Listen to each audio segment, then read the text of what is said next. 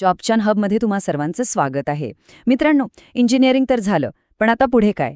एक असं करिअर हवंय जिथे मान सन्मान आहे, नोकरीची पक्की गॅरंटी आहे आणि देशासाठी काहीतरी करण्याची संधी आहे.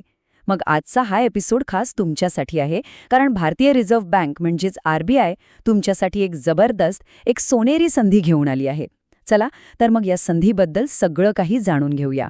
जरा विचार करा, तुमच्यासाठी एक ड्रीम करिअर म्हणजे काय? देशाच्या सगळ्यात मोठ्या आर्थिक संस्थेमध्ये काम करण्याची संधी, नोकरीची 100% सुरक्षा, की असं काम ज्याचा थेट परिणाम देशाच्या विकासावर होईल? RBIची ही नोकरी या सगळ्या गोष्टी पुरवते. पण या सगळ्यांपेक्षाही एक भारी गोष्ट आहे, माहितीये का? हो, तुम्ही अगदी बरोबर पाहिलंय. या नोकरीसाठी तुमचा महिन्याचा पगार असणार आहे जवळपास 91,309 रुपये. हा फक्त एक आकडा नाहीये, तर तुमच्या ज्ञानाला आणि तुमच्या मेहनतीला मिळणारी किंमत आहे. ही फक्त नोकरी नाहीये, तर तुमच्या आर्थिक स्वातंत्र्याकडे टाकलेलं एक भलं मोठं पाऊल आहे. चला तर मग ह्या संधीच्या खोलात शिरूया. भारतीय रिझर्व्ह बँकेने ज्युनियर इंजिनियर म्हणजे सिव्हिल आणि इलेक्ट्रिकल इंजिनियरसाठी ही भरती काढली आहे.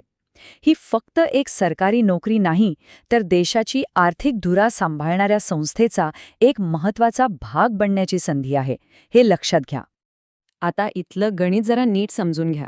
पश्चिम विभागामध्ये जिथे आपला महाराष्ट्र येतो तिथे सिव्हिल इंजिनियरसाठी 4 आणि इलेक्ट्रिकलसाठी 3 जागा आहेत. पण सगळ्यात महत्त्वाची गोष्ट काय आहे माहितीये? या पदासाठी तुम्हाला मराठी भाषा येणं कंपल्सरी आहे. तुमची मराठी भाषेची टेस्ट घेतली जाईल, जी महाराष्ट्रातल्या आपल्या सगळ्या मित्रांसाठी एक मोठा प्लस पॉइंट आहे. पगाराचा आकडा बघून तर तुम्ही खुश झालाच असाल, पण खरी मजा तर पगाराव्यतिरिक्त मिळणाऱ्या फायद्यांमध्ये आहे.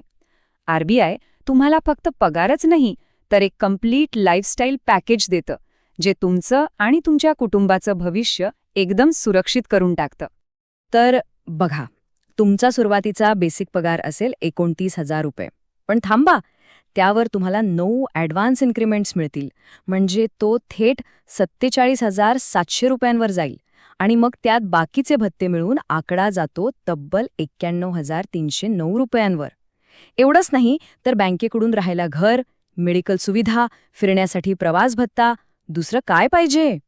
साहजिक आहे, इतकी भारी संधी आहे म्हटल्यावर काहीतरी पात्रता निकष असणारच. चला तर मग बघूया, या गोल्डन तिकीटसाठी RBIला तुमच्याकडून नक्की काय हवं आहे. पात्रतेचे नियम अगदी सरळ आणि सोपे आहेत. तुमच्याकडे सिव्हिल किंवा इलेक्ट्रिकल इंजिनिअरिंगमध्ये डिप्लोमा किंवा डिग्री पाहिजे. आणि हो, त्यासोबतच जर तुम्हाला तुमच्या क्षेत्रातला 1 ते 2 वर्षांचा अनुभव असेल, तर मग तुम्ही ह्या नोकरीसाठी एकदम परफेक्ट उमेदवार आहात. आता वयाबद्दल बोलूया. खुल्या प्रवर्गासाठी वयोमर्यादा आहे 20 ते 30 वर्षे. पण चांगली गोष्ट ही आहे की जर तुम्ही आरक्षित प्रवर्गात असाल, तर तुम्हाला नियमाप्रमाणे सूट मिळेल. OBCसाठी 3 वर्षे, SC/STसाठी 5 वर्षे आणि दिव्यांग उमेदवारांसाठी तर तब्बल 10 वर्षांपर्यंतची सूट आहे. म्हणजे जास्तीत जास्त लोकांना ही संधी मिळणार आहे. ठीक आहे, समजा तुम्ही पात्र आहात. मग पुढचा प्रश्न येतो की अर्ज कसा करायचा आणि निवड कशी होणार? RBIने ही सगळी प्रक्रिया अगदी सोप्या टप्प्यांमध्ये विभागली आहे. चला तर मग हा निवडीचा नकाशा समजून घेऊया. अर्ज करण्यापूर्वी फीबद्दल पटकन जाणून घेऊया. जनरल, OBC आणि EWS उमेदवारांसाठी फी आहे 450 रुपये प्लस GST, तर SC/ST, दिव्यांग आणि माजी सैनिकांसाठी फी आहे फक्त 50 रुपये प्लस GST. ह्या नोकरीपर्यंत पोहोचण्यासाठी तुम्हाला 4 महत्त्वाचे टप्पे पार करायचे आहेत. सगळ्यात पहिला आणि महत्त्वाचा टप्पा म्हणजे ऑनलाईन लेखी परीक्षा. ही परीक्षा पास झालात की तुमची मराठी भाषेची टेस्ट होईल.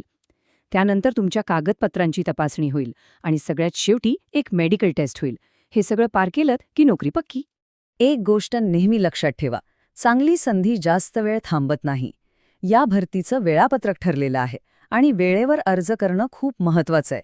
त्यामुळे ह्या तारखा तुमच्या मोबाईलमध्ये किंवा कॅलेंडरमध्ये आत्ताच सेव्ह करून ठेवा.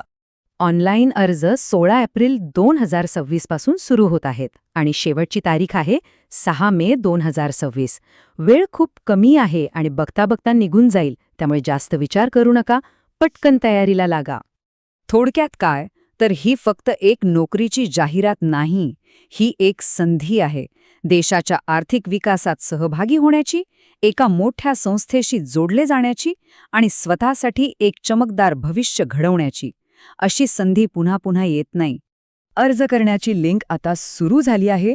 मग आता प्रश्न एकच आहे, तुम्ही याकडे फक्त एक नोटिफिकेशन म्हणून बघणार की आपलं आयुष्य बदलणारी एक संधी म्हणून याचा फायदा घेणार? निर्णय तुमचा आहे.